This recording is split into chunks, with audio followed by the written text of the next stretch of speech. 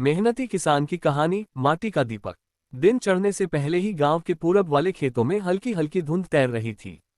सूरज अभी क्षितिज के नीचे था, पर आकाश की पपड़ी में हल्का केसरिया रंग दिखने लगा था। इसी सुबेरे की चुप्पी को चीरते हुए मिट्टी के रास्ते पर एक आदमी नंगे पांव तेजी से चल रहा था। गांव भर में जिसे लोग मायमन किसान के नाम से जानते थे, यानी ऐसा किसान जिसकी ईमानदारी, मेहनत और धैर्य का कोई मुकाबला नहीं था। उसका असली नाम था रामकुमार। रामकुमार के लिए सुबह सुबह का यही समय सबसे प्रिय था। खेतों की मिट्टी में कदम रखते ही उसे लगता था जैसे वह अपने पुराने दोस्तों से मिलने आया हो। धुली हुई ठंडी मिट्टी उसके तलवों को छूती और वह मन ही मन कहता, ये धरती ही तो मेरी असली माँ है, इसके सहारे ही मैं जीता हूँ। रामकुमार की उम्र 50 के करीब थी, मगर चेहरे की झुर्रियों में भी एक अजीब सी चमक दिखाई देती थी। वह लंबा, दुबला पतला और हमेशा मुस्कुराने वाला आदमी था।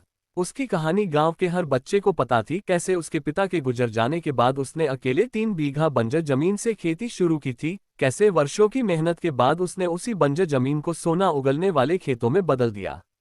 लेकिन ये कहानी सिर्फ खेतों की नहीं, उसके संघर्ष, उसके विश्वास और उसकी आत्मा की भी थी। संघर्ष के बीच रामकुमार के पिता भोलाराम एक साधारण किसान थे। घर में गरीबी थी, मगर परिवार में प्रेम की कोई कमी न थी। भोलाराम हमेशा कहा करते, बेटा, किसानी में मेहनत भी है, मिट्टी भी है, मगर सबसे ऊपर है उम्मीद। जिस दिन उम्मीद छोड़ दी, उसी दिन ये धरती भी साथ छोड़ देगी। जब रामकुमार सिर्फ 16 साल का था, भोलाराम का अचानक देहांत हो गया। घर में बूढ़ी माँ, 2 छोटी बहनें और एक बंजर सी जमीन बची। कई लोगों ने सलाह दी कि वह खेत बेचकर शहर चला जाए, मजदूरी या कोई काम पकड़ ले। पर रामकुमार ने पिताजी की बात याद रखी, धरती कभी धोखा नहीं देती। यही विश्वास उसे खेतों की ओर वापस खींच लाता था। बंजर जमीन की पुकार। बंजर जमीन पर पहले दिन हल चलाते समय उसके हाथ छिल गए थे। मिट्टी में पड़े पत्थर बार बार हल रोक देते, जैसे जमीन ने वर्षों की उपेक्षा का गुस्सा जमा कर रखा हो। मगर रामकुमार पीछे नहीं हटा। वह दिन भर काम करता और रात को मिट्टी की थकान अपनी माँ के हाथों की मालिश में उतार देता। उसकी बूढ़ी माँ अक्सर कहती, बेटा, तू अकेला कितना कर लेगा, यह जमीन बहुत ज्यादा मेहनत मांगती है। रामकुमार मुस्कुराकर जवाब देता, अम्मा, कुछ जमीनें खेत बनती हैं और कुछ किसान बनाती हैं। यह जमीन मुझे किसान बना रही है। उसके शब्दों में ऐसा भरोसा था कि माँ भी चुप हो जाती। कठिनाइयों का पहाड़। पहला साल बीत गया। बारिश ने धोखा दिया और फसल आधी भी न बची। कर्ज बढ़ता गया। रामकुमार ने अपनी पुरानी साइकिल बेच दी, फिर एक एक करके घर के बर्तन तक। बहनें स्कूल जाना चाहती थीं, पर फीस भरना मुश्किल हो गया। एक समय ऐसा आया जब गांव के लोग उससे सहानुभूति भी कम, दया अधिक दिखाने लगे। कुछ लोग कहते, रामू, छोड़ दे ये जिद, बंजर जमीन किसे पाल पाए है।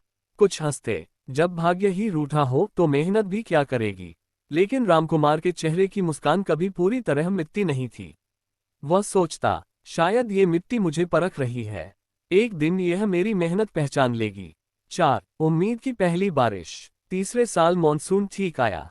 रामकुमार ने सावधानी से खेतों की मेड़ बनाई, बीजों को अच्छे से भिगोकर बोया और दिन रात खेत की चौकीदारी की। जब पहली बार धान की हरी हरी कोंपलें निकलकर हवा में लहराईं, रामकुमार को लगा जैसे कोई बच्चा पहली बार मुस्कुराया हो। वह मिट्टी को छूकर बोला, धन्यवाद माँ, तूने मेरी पुकार सुन ली।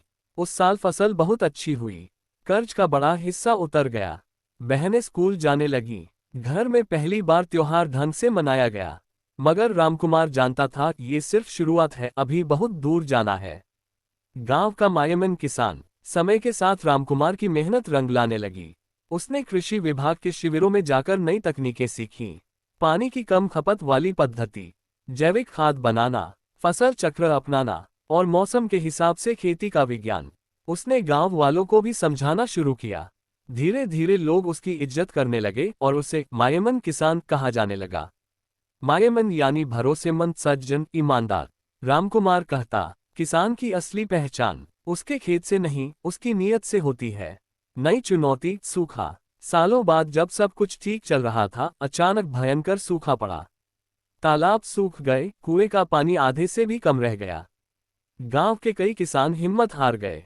कुछ शहर चले गए, कुछ ने कर्ज के डर से खेती छोड़ दी। रामकुमार के घर में भी चिंता की लकीरें बढ़ गईं। उसकी माँ बोली, बेटा, इस बार लगता है धरती सच में रूठ गई है। रामकुमार ने अपनी माँ के हाथ पकड़कर कहा, अम्मा, धरती रूठी नहीं है, वह हमें नया रास्ता दिखा रही है। हम गहरी जड़ वाली फसल बोएंगे, मोट, बाजरा, मूंग, ये कम पानी में भी पनप जाती हैं। उसने गांव के कुछ नौजवानों को साथ लिया।